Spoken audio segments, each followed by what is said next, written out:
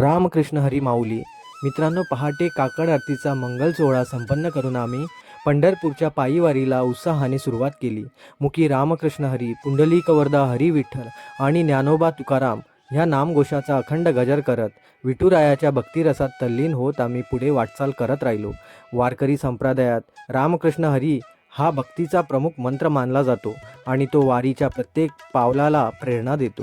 नामस्मरण, टाळ मृदुंगाचा नाद आणि माऊलीच्या कृपेचा अनुभव घेत आम्ही अखेर श्री संत सोयरोबानाथ मंदिर इन्सुली येथे सुखरूप पोहोचलो. मंदिरात दर्शन घेऊन संतांच्या चरणी नतमस्तक झालो आणि सर्वांच्या सुख समृद्धीसाठी प्रार्थना केली. हा प्रवास केवळ चालण्याचा नसून श्रद्धा, सेवा, समर्पण आणि विठ्ठल भक्तीचा एक अस्मरणीय अनुभव आहे.